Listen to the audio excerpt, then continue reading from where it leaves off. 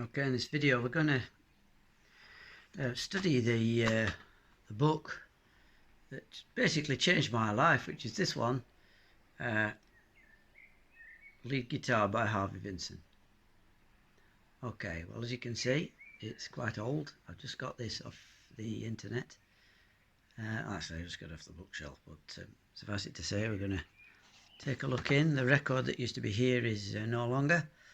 Somebody had it up for sale for $1.99, but that's a bargain. There was $3.50 originally. You can see here we've got all the people who are featured in it. Let's see if I can angle the camera. I think I can. We've got Chuck Berry. All those are the page references. So that's amazing. Just put the camera back flat, and we're going to get to look. We're going to have a look at getting into it, and that's where we're going. So I think I'm at 1.4 magnification there. Not that anybody cares.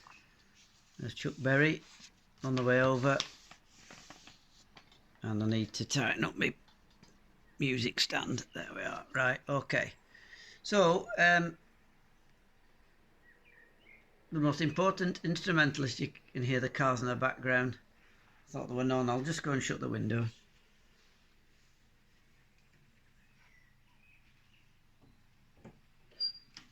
There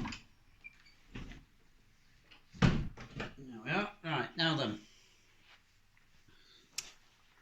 The most important instrumentalist in a rock band is usually the lead guitarist.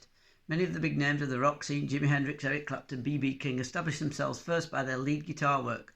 Not only does the lead guitarist have the responsibility for creating much of the musical excitement in a rock band, but the other musicians in the band usually look to the lead guitarist for musical direction. Further, he is expected to embellish the musical arrangements through creative lead guitar lines. Indeed, the lead guitarist's job is to trim the pieces with inventive, lyrical guitar licks and reinforce the rhythm section by playing chops with and against the bass and drums and organ. Wow! Sounds ace!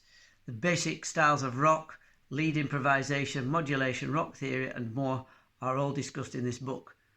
The complete lead guitar trip is here. The rest is up to you.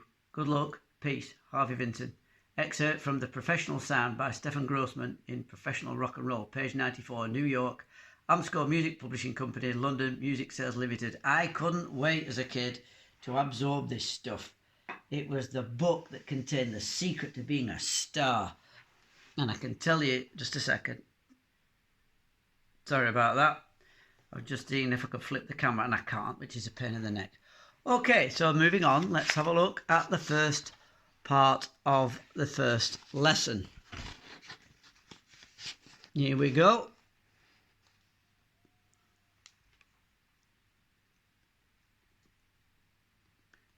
Getting into it. Gosh, it was so exciting, and you'd read it really, really carefully, so let's do that.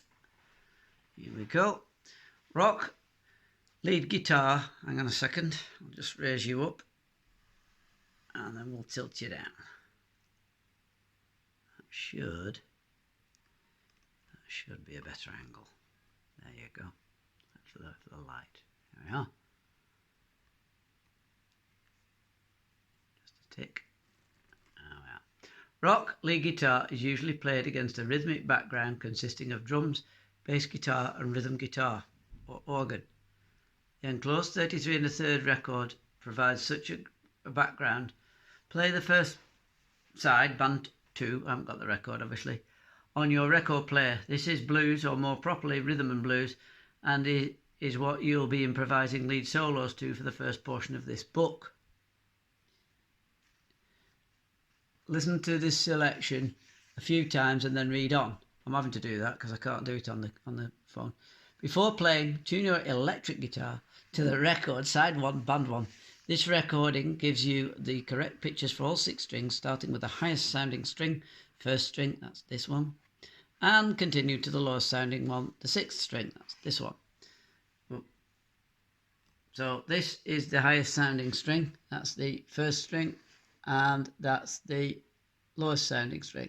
Funnily enough, that's the bottom string, and that's the top string. Or is that the top string and that the bottom string? I've forever forever have been confused about that.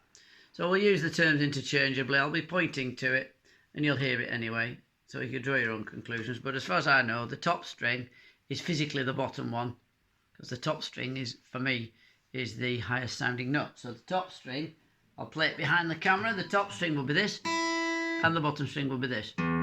Okay.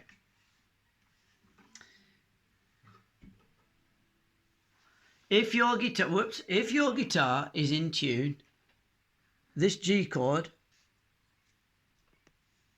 that's this G chord. This G chord, I'll come back a bit. Yes, it is amateurish, you're right, but I'm learning. If your guitar is in tune, oh no, we're not straight. How are we going to do this? Oh dearie me.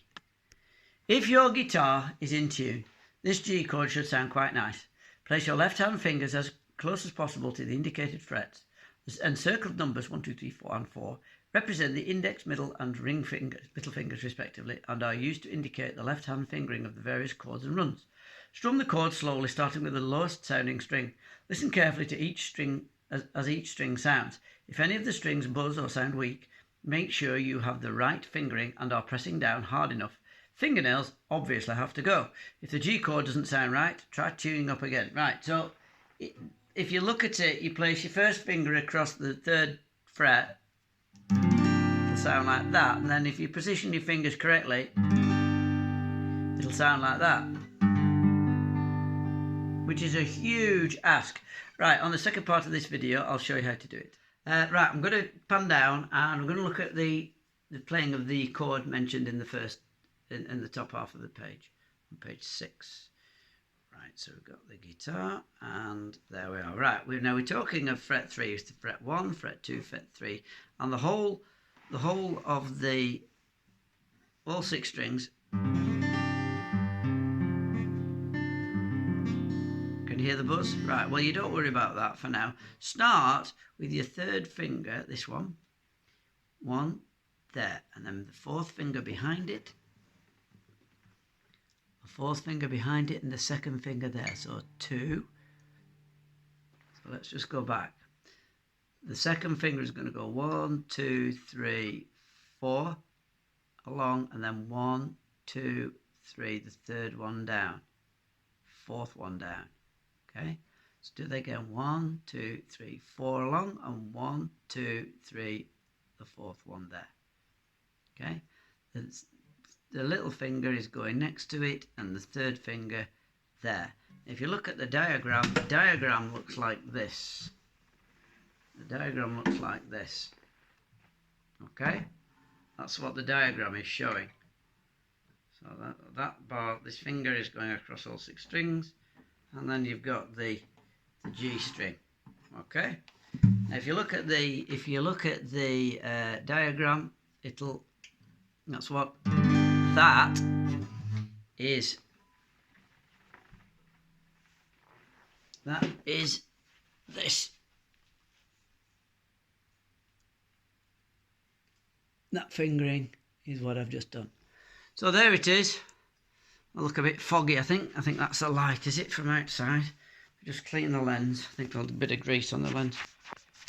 Okay, is that better? Oh, that's better, yeah. So,